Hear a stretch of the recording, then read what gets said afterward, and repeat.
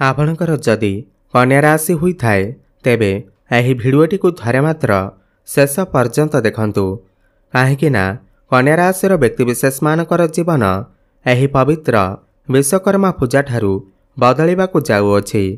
कारण ग्रह नक्षत्र मानकर चलन रे गोटे बहुत बड़ परिवर्तन हेबाकु जाउअछि। सर्वप्रथमे तो सूर्य आपणक राशि को चलन करुछंती जहा आपणक पाई अत्यंत शुभ अटे। एहा सहित मंगल मध्य राशि परिवर्तन करिवे जहाद्वारा आपणकर भाग्य गोटे बड़ परिवर्तन हेब। आपणकर जीवन रे चलिथिबा समस्त दुख कष्ट एवं समस्यार अंत हेबाकु जाउअछि एवं पुणी थरे खुशी फेरिबाकु जाउअछि। देखंतु बुध शुक्र सूर्य एवं मंगल राशि परिवर्तन करिवे जहाद्वारा आपणकर जीवन रे किछि बड़ हेबाकु जाउअछि। आपणक जीवन रे चलिथिबा समस्त दुख कष्टर अंत हेबाकु जाउअछि। पुनर्बार एही विश्वकर्मा पूजा ठारू आपणकर जीवन रे खुशी फेरिबाकु जाउअछि।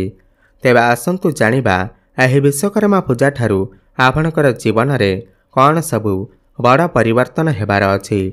एहा पूर्वरु जदि आपणकर भी कन्या राशि होइथाए एवं आपण भी ईश्वरंकु सच्चा हृदय रे भक्ति करुथांती विश्वास करुथांती तेबे एही भिडियोटी को लाइक करी कमेंट बॉक्स रे जय शनिदेव जय श्री विश्वकर्मा अवश्य लिखि दियंतु। देखंतु पूर्वरु सूर्य आपणकर द्वादश भाव रे थिबारु मंगल आपणकर लग्न रे थिबारु आपणकर स्वास्थ्य टिके खराब रहुथिला। धन जनित समस्या देखा देउथिला।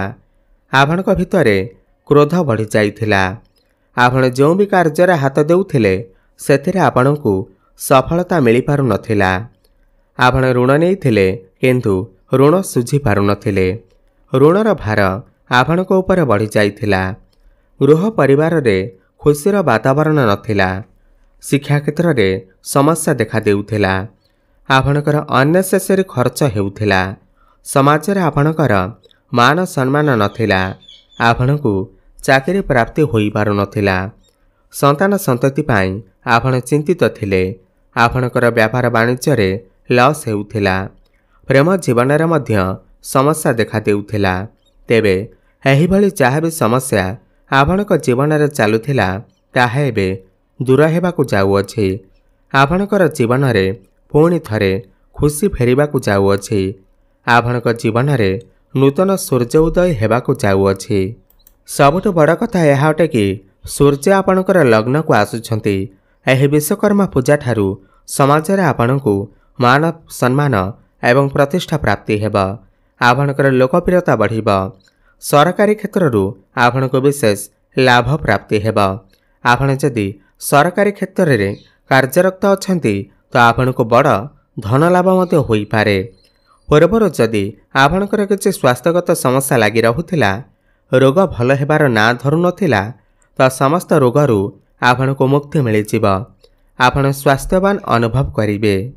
सूर्य लग्न को आसिले आपण किछि बड़ करिबाकु चेष्टा करिवे एवं सेथिरे मध्य सफलता लाभ करिवे।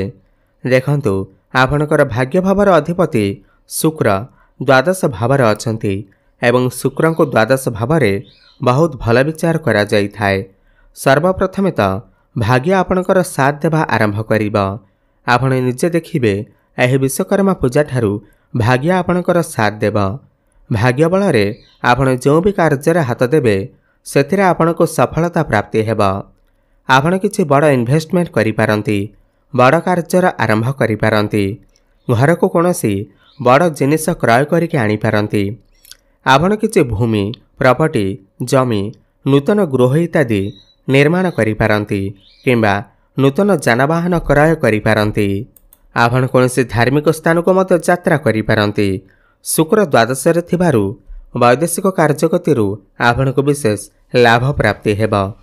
एही विश्वकर्मा पूजा परे आपणकर मन धर्म आड़क अग्रसर होई पारे।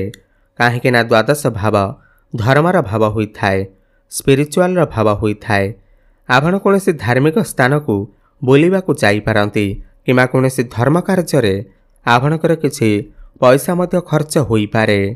काहेकि ना केतु मध्य द्वादश भाव रे अछंती आपण किछि ना किछि धार्मिक कार्य लिप्त रही पारंती।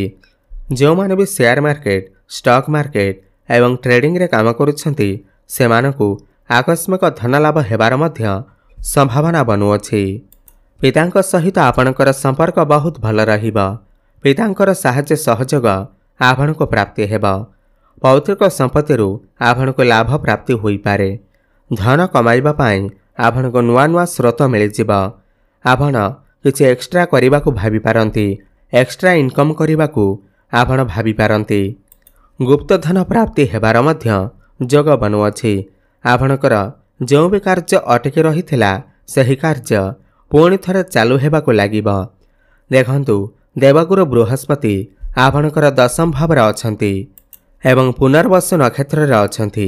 बृहस्पति को पुनर्वसु नक्षत्र रे अत्यंत शुभ माना जाई थाए। तो क्यारियर क्षेत्र रे एही विश्वकर्मा पूजा परे आपण बहुत अधिक उन्नति करिवे। सबुठार बड़ कथा यह अटे कि सूर्य आपणकर लग्न को आसीथिबारु एवं गुरु आपणकर दशम भाव रे थिबारु जो माने भी बेरोजगार अछंती, जो माने दीर्घ दिन धरी चाकरी अपेक्षा थिले तो सेमानकु चाकरी मिलिबार यथेष्ट संभावना बनुअछि। आपण चेष्टा जारी रखंतु। आपणकु सफलता अवश्य प्राप्ति हेबा। जो माने भी पूर्वर चाकरी करिसेंती सेमानकर प्रमोशन हेबार मध्य जोग बनुअछि।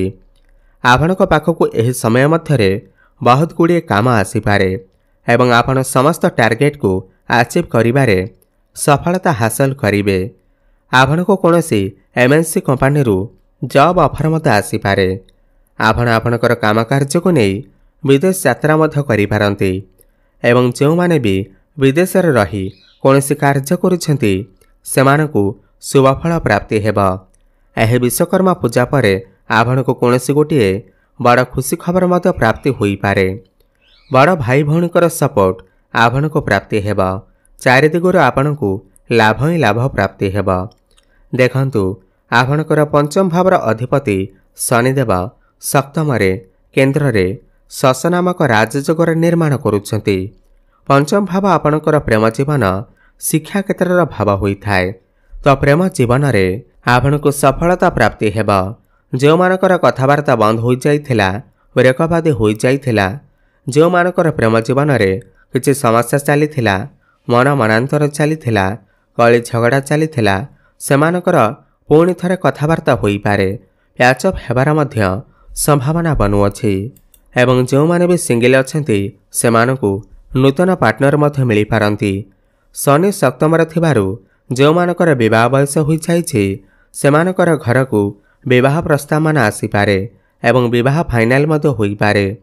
एवं जो दंपति माने दीर्घ दिन धरी संतानर आशा रखिथिले सेमानकु संतान सुख मध्य प्राप्ति होई पारे। भ्रमण सुख आपण को प्राप्ति हेबा। शिक्षा क्षेत्र रे आपण बहुत अधिक उन्नति करिवे। आपण किछि उच्च शिक्षा करिबा पाई विदेश यात्रा मध्य करि पारंती। कोनोसी नूतन स्थान रे एडमिशन नेई पारंती।